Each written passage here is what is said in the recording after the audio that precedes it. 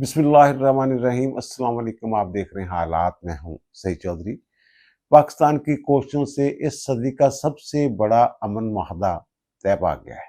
America और Iran 19 जून को इस माहदे पे दस्तखत करेंगे।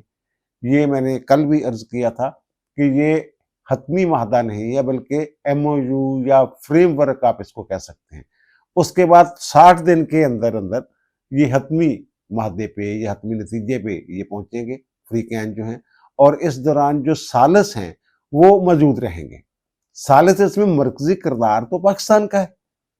पाकिस्तान ने ही देखिए, इससे आप अंदाजा लगा लें कि जंग बंदी का जो ऐलान था वो हमारे वजीर आजम मियाँ शहबाज शरीफ ने ट्वीट के जरिए किया था। और 40 के करीब सरबराहान मुमलकत या दीगर जो ममालिक हैं, उनके जो हुक्मरान हैं, उनके फोन आए थे मुबारकबाद के। यूरोपीय ममालिक के फोन आए थे। पूरी दुनिया ने पाकिस्तान के इस किरदार को सराहा था, एक दो ममालिक के सिवा। एक तो हमारे हमसाए में बैठे हुए हैं, उन्होंने जंग बंदी में तो खुशी का इजहार किया था, लेकिन पाकिस्तान के किरदार की सताइश नहीं की थी। एक और हमारा ब्रादर इस्लामी मुल्क है अरब, उसने भी वो पाकिस्तान को मुबारकबाद उस तरह नहीं दी थी जैसे दीगर ममालिक ने खुशी का इजहार किया था पाकिस्तान के इस किरदार पे। तो अब भी ये जो ऐलान किया गया है कि जनाब मुआहदा तय पा गया, एक दिन पहले ट्वीट करके हमारे वज़ीर आज़म मियां शहबाज शरीफ ने ये आगाह किया था दुनिया को कि जनाब ईरान और अमेरिका के दरमियान मुआहदा जो है ये हतमी मरहल में दाखिल हो चुका हुआ है और 24 घंटों के अंदर साइन हो सकते हैं। अब उन्होंने 24 घंटे अभी गुजरे नहीं थे, उन्होंने ये एक नया ट्वीट करके पूरी दुनिया को ये खुशखबरी सुनाई है। और इसकी तईद ईरान ने भी कर दी है, तस्दीक डोनाल्ड ट्रंप ने भी कर दी है, जो हमारे वज़ीर आज़म ने ये ट्वीट किया है। तो ये इससे अंदाजा लगा लें कि मरकजी किरदार किसका है, कौन दुनिया को बता रहा है।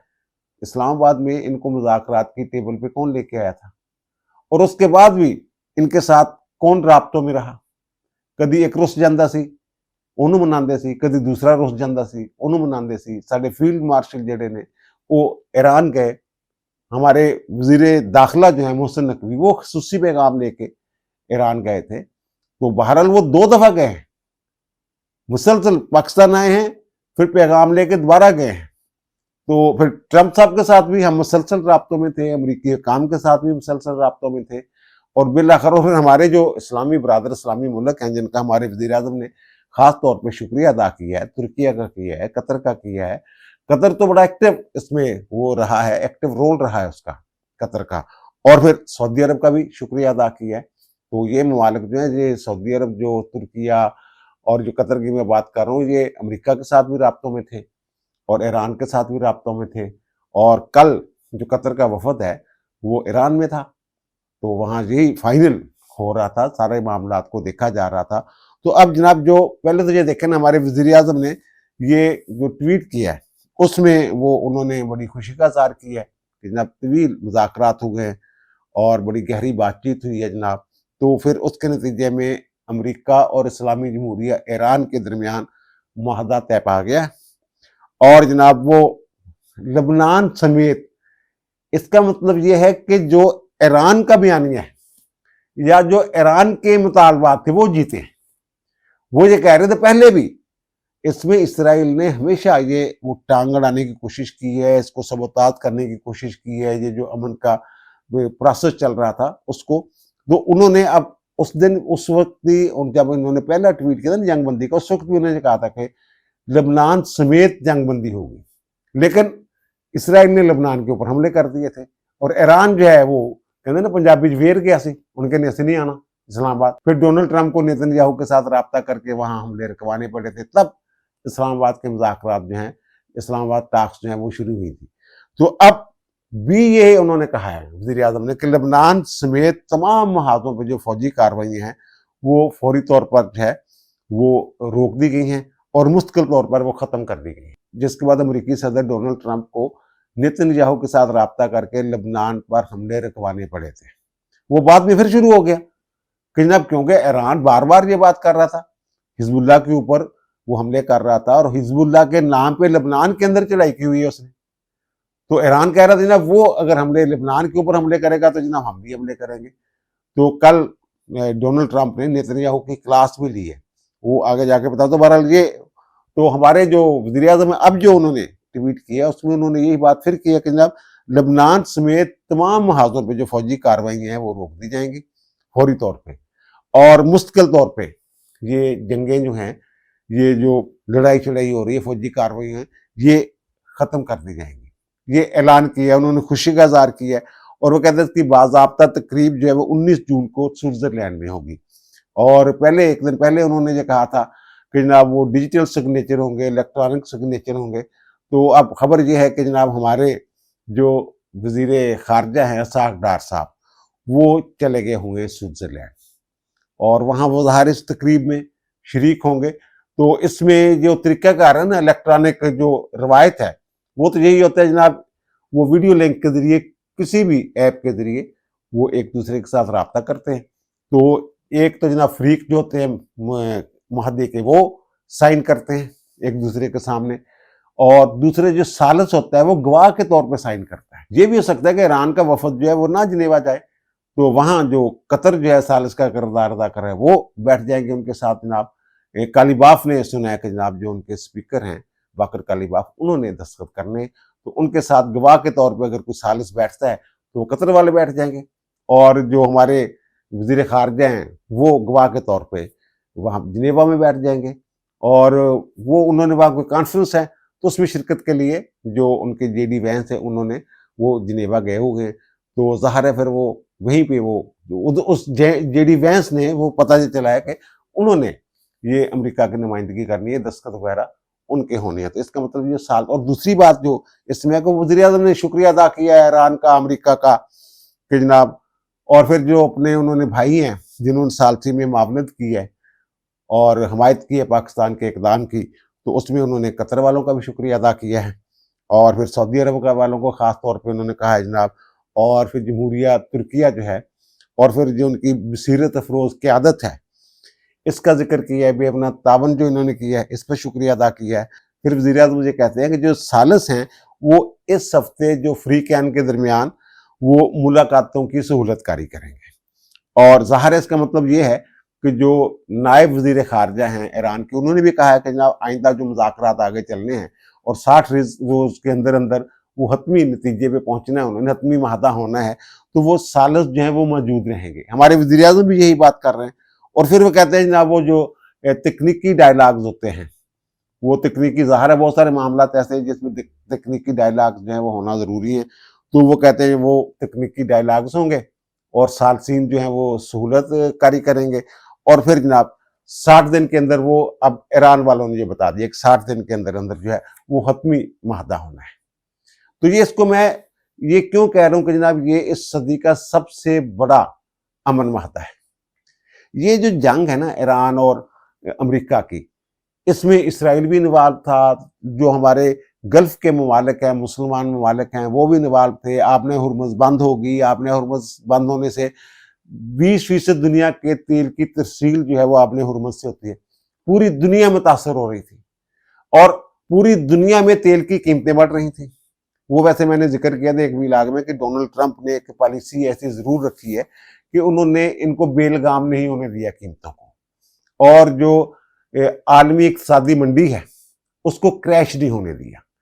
मैंने इस हवाले से उनकी सताइश की थी। अब भी मैं ये कहता हूँ कि इस हवाले से डोनाल्ड ट्रंप का जो किरदार है वो जो साबिक सदूर हैं अमेरिका के, उनसे बहुत बेहतर रहा है। वो तो सिर्फ एक जिसको टारगेट करते थे उसके पीछे चढ़ जाते थे, बाकी दुनिया की उनको फिक्र ही कोई नहीं होती थी। ये डोनाल्ड ट्रंप ने बहरहाल इस हवाले से कोई बेहतर किरदार अदा किया है। और दूसरा, ये जो डोनाल्ड ट्रंप साहब हैं उन्होंने जनाब एक ट्वीट किया, उन्होंने जनाब मुबारकबाद दी है पूरी दुनिया को कि जनाब ईरान के साथ हमारा माहदा जो है वो मुकम्मल हो गया है, और आपने हुर्मुज़ को टाल फ्री के तौर पे फौरी तौर पे वो कहते हैं खोल दिया जाएगा। और ईरानी बंदरगाहों की जो अमेरिका ने नाकाबंदी की हुई थी, वो कहते हैं कि वो नाकाबंदी हटा दी गई है। मैंने कह दिया, मैंने इजाज़त दे दी है जनाब नाकाबंदी ख़त्म कर दें और दुनिया भर के जो जहाज़ हैं वो अपनी सरगर्मियाँ शुरू कर सकते हैं, शुरू करें। तेल की तरसील बहाल होने का वक्त जो है वो आ गया है, ये वो कह रहे हैं। तो ये 1979 से लेके 1979 से लेके अमेरिका और ईरान जो है इनके दरमियान सुलह नहीं हो पाई थी। अब ये जंग शुरू हुई है, और मेरा ख्याल ये जो जंगबंदी हुई है पाकिस्तान की कोशिशों से, इतनी तेजी के साथ जंगबंदी कभी भी नहीं हुई अमेरिका और ईरान के दरमियान जो जंगबंदी हुई है। और फिर इसराइल जो है, इसराइल तो हर वक्त ये कोशिश कर रहा था जनाब, किसी न किसी तरीके से जो माहदा जो है वो ये चाहता है कि जनाब अमेरिका यहीं रहे और हमारी सरपरस्ती करता रहे, और अमेरिका के कंधे पे बंदूक रख के जनाब हम जो ईरान को तबाह कर दें, क्योंकि वो समझता है कि ईरान मेरे लिए खतरा बन सकता है। ईरान की पॉलिसियां कुछ इस तरह की हैं। तो वो पाकिस्तान इनको 47 साल बाद वो इनके दरमियान इनको एक मुआहदे पे लेके आया है जिसपे इत्फाक हो गया हुआ है। और इसमें जो उन्होंने डोनाल्ड ट्रंप ने जो उसके साथ मैंने कल भी अर्ज किया था, नेतन्याहू को जो फोन किया था, खबरें आई थी, अब तो तमाम मीडिया ने ये बता दिया है कि नेतन्याहू की क्लास ली है डोनाल्ड ट्रंप ने कि भाई साहब ये क्या कर रहे हो। और उन्होंने डोनाल्ड ट्रंप ने तो ओपनली कह दिया ना कि जब आपका बंदा ही कोई जो हिजबुल्लाह की तरफ से हमले किए गए, आपका बंदा ही कोई वहां पे नहीं मारा गया, तो फिर आप क्यों जनाब ये हमले कर रहे हैं। तो ईरान, वो इसराइल वाले कहते हैं जनाब ये जो आपका हेलीकॉप्टर गिराया था जब उन्होंने, तो ईरान वालों ने, तो आपका कौन सा कोई बंदा मर गया था। तो ये फार्मूला आपने तो हमला कर दिया था ईरान के ऊपर, सबक सिखाने चल पड़े थे जंगबंदी के दौरान। तो ये जो फार्मूला है जो आपने अपने लिए असूल बनाए हो, हमारे लिए भी वही असूल रहने दें। लेकिन ट्रंप ने कहा भाई जंगबंदी जी हो रही है, महादे के करीब चले गए असी, तो तुसी हुण हरकत नहीं करनी। हिजबुल्ला से भी उन्होंने रिक्वेस्ट की कि जनाब तुसी भी कोई हरकत नहीं करनी, और ईरान वालों से भी कहा कि यार जनाब जवाबी कार्रवाई न करना। ये डोनाल्ड ट्रंप साहब का इसमें, ये मैं समझता हूँ कि मुस्बत किरदार जो मुझे नजर आ रहा है। इससे फिर जो ईरान की एक है तुसीब संदना जायम, उसके आगे भी एक आप कह सकते हैं कि जनाब एक दीवार खड़ी होगी है। और ट्रंप साहब की तो कोशिश है कि जनाब जो इस खित्ते के कई और ममालिक हैं वो भी इसमें शामिल हों, इस अमन मुआहदे में। अगर वो शामिल हो जाते हैं तो जो ये भी इतला ये भी है कि उनको ये भी कहा गया है नेतन्याहू को कि जनाब आप लेबनान से अपनी फौजें वो जो निकालें, 2000 वाली पोजीशन पर वापस जाए।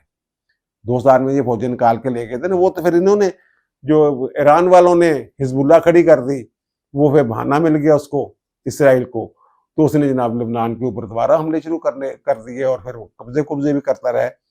काफी एरिया जो है अब उसके कब्जे में है। तो वो बहरहाल अब जो ईरान वाले हैं वो ये कह रहे हैं कि जनाब जो नाकाबंदी है वो तो आज रात जो है वो खत्म कर देगा जो मुआहदा हुआ है।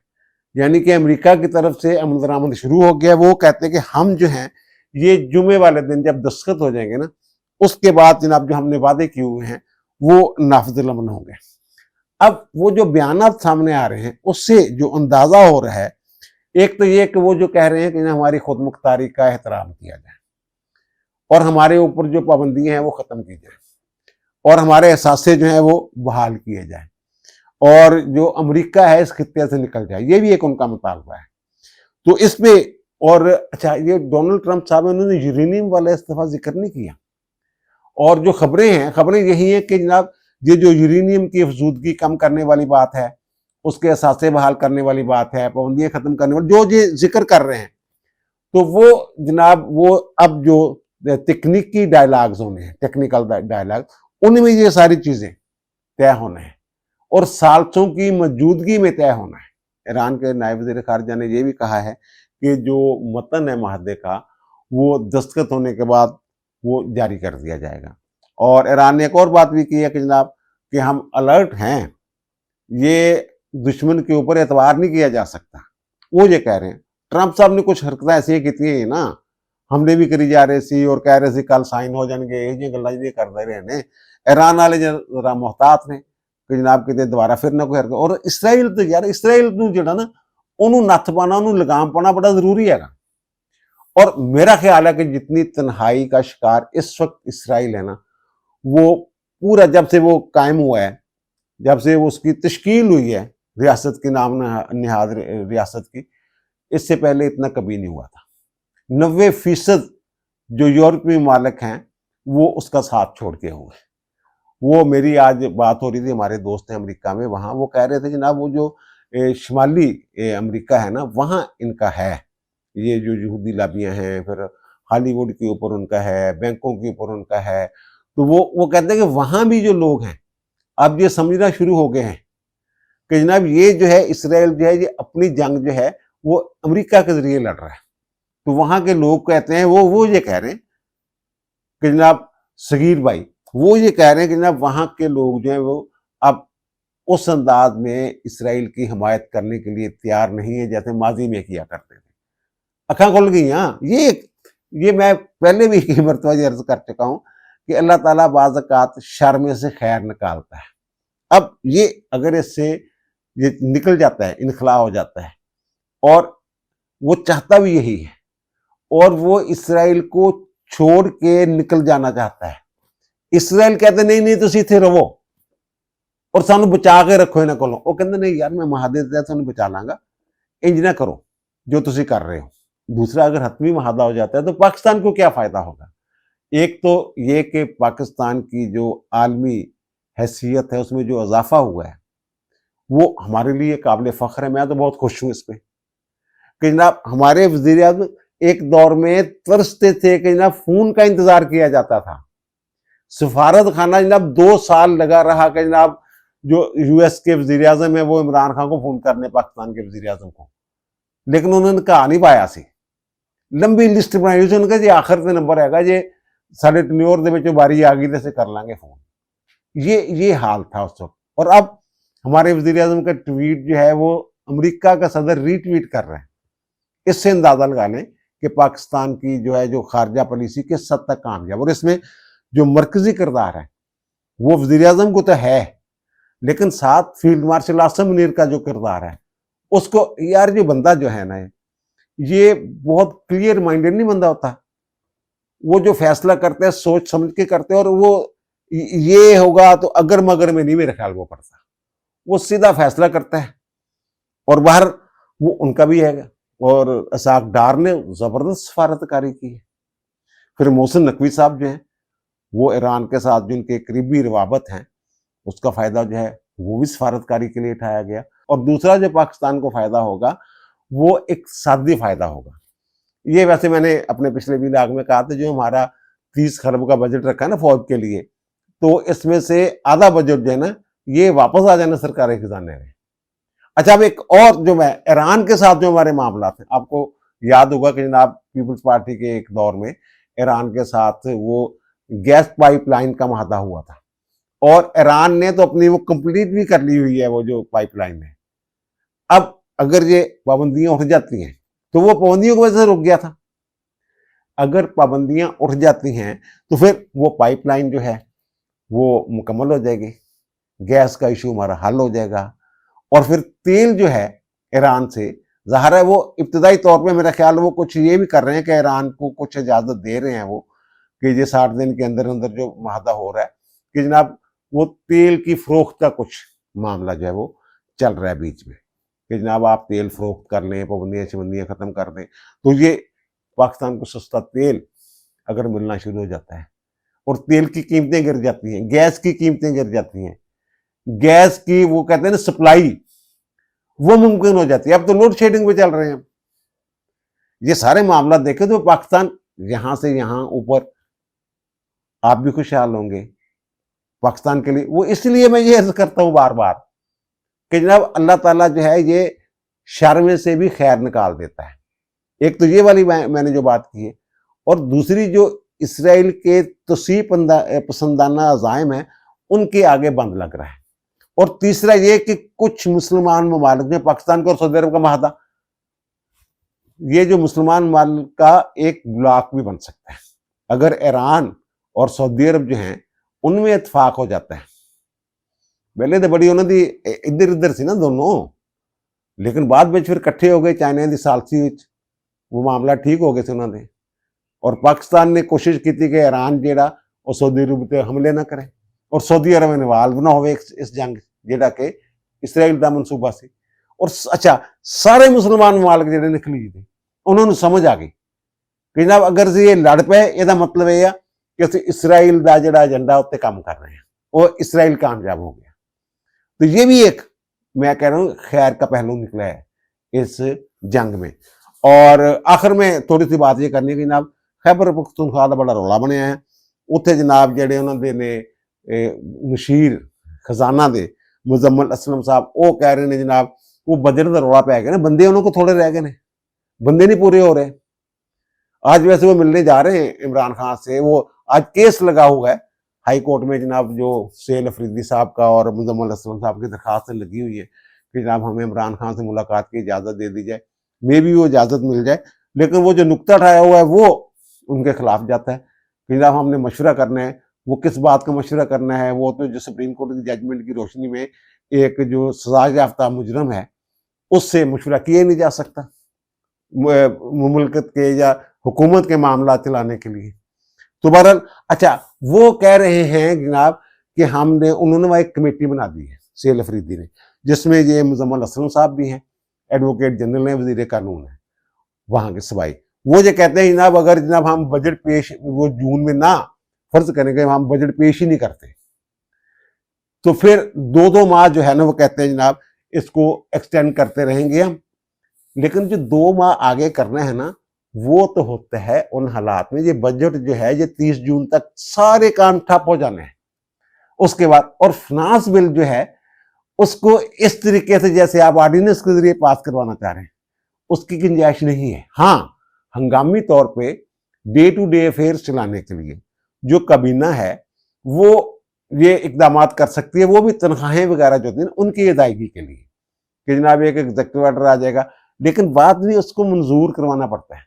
ये सप्लीमेंट्री जो बजट होता है, ये बजट के साथ एक सप्लीमेंट्री बजट भी होता है ना, वो इसी तरह के जो इकदाम होते हैं उसकी मंजूरी ली जाती है पार्लियामेंट से।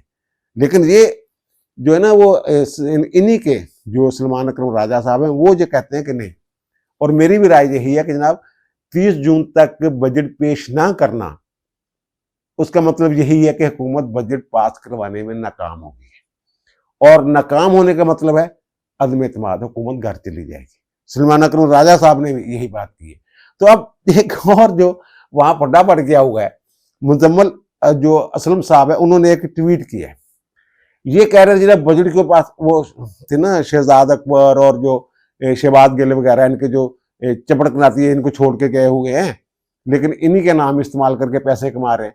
वो ये कह रहे हैं कि जब ये बजट जो बजट क्यों जनाब आप पेश कर रहे हैं, बजट को पास करवा रहे हो, फिर सरप्लस बजट क्यों है जनाब, ये जनाब आपने अखराजात जो है वो कम क्यों हैं, और आमदनी से कम अखराजात रखे ना उन्होंने, जो मुजवजा बजट है उनका ख्याल है कि जनाब सरप्लस बजट से वफाक जो है वो तकलीफ में नहीं आएगा। वो चाहते हैं कि जनाब वफाक तकलीफ में रहे, ये बात। अब मुजम्मल असलम साहब ने कहा है कि जनाब उन्होंने एक ट्वीट किया है इनके जवाब में, उन्होंने मेरे सामने 2 लोगों को इमरान खान ने निकाला था, एक शहजाद अकबर था और एक दूसरा शहबाज गिल जो था 2023 में, वो जनाब उसकी एंट्री जो है वो बैन कर दी थी। आगे और चीजें उन्होंने कहा जनाब ये अब बेरोजगार है बेचारा शहबाज गिल, उसकी नौकरी चली गई हुई है अमेरिका में, तो उसने पैसे तो कमाने हैं ना। और फिर जो शहजाद अकबर साहब हैं वो कहते हैं जनाब उनकी वकालत नहीं चल रही, तो काम नहीं मिल रहा है वकालत का, तो फिर जनाब वो उनका जनाब इन्होंने व्यूज दो ताकि ना बेचारे दी ना दाल रोटी के। उसके जवाब में जनाब फिर उन्होंने उनके खिलाफ जनाब महाज खोल रही हो है, मेजर पता नहीं कौन है उसके पीछे जनाब, तुम उनके बंदे हो, एस्टेब्लिशमेंट के बंदे हो, जो भी है ये एक अच्छा खासा रवा चला जाए ये पड़ गया हुआ है वहां पे। तो उम्मीद तो यही है, मैंने पहले भी एक दिन आपको ये अर्ज किया था कि जनाब वो अगर चाहेंगे तो बजट पास हो जाएगा। अब जो मुजम्मल असलम साहब ने जो ट्वीट की, इससे ये भी अंदाजा होता है, अंदाजा लगाया जा सकता है, आप कह सकते हैं कि जब इनको ये अंदाजा हो गया जिन्होंने हालात खराब हो गए ना, अब सूरत नौबत यहां तक आ गई है। वे अलीमीन गंडापुर के खिलाफ भी यही महाज बना के बैठे थे ना, फिर अलीमीन गंडापुर घर चले गए, इमरान ने कहा हटा दो, ये सोशल मीडिया ले। मेरे ख्याल मुजम्मल असलम साहब जो है वो ये कह रहे हैं कि जनाब ये आप लोगों की वजह से, बिटवीन दी लाइन बैन स्तूर जो मैसेज है, आप लोगों की वजह से सारा काम खराब हुआ है, ना हमारी मुलाकातें हो रही हैं, ना बजट हमसे वो कहते हैं कि पास करवाने की पोजीशन में रोला पड़ गया हुआ है, तो वो उनको वो आईना दिखा रहे हैं दरअसल। और वो जनाब अपने वो लगे हुए हैं कि जनाब पुरानी तस्वीरें लगा के देखे मैं इमरान खान के साथ था, ਉਹ ਕਹਿੰਦਾ ਸਰਦੀਆਂ ਦੀਆਂ ਤਸਵੀਰਾਂ, ਗਰਮੀਆਂ 'ਚੋਂ ਗ੍ਰਿਫਤਾਰ ਹੋਇਆ, ਕਿੱਥੇ ਤੁਰਿਆ ਫਿਰਦਾ ਤੂੰ। ਬਹਰਹਾਲ ਜਵਾਬ ਸਹੀ ਦੇ ਰਹੇ ਨੇ ਮੁਜ਼ੰਮਲ ਅਸਲਮ ਸਾਹਿਬ ਜਿਹੜੇ ਨੇ। ਅੱਲਾ ਖੈਰ करे पाकिस्तान ਦੀ, ਅੱਲਾ पाकिस्तान ਦੀ ਇੱਜ਼ਤ 'ਚ ਇਜ਼ਾਫਾ करे।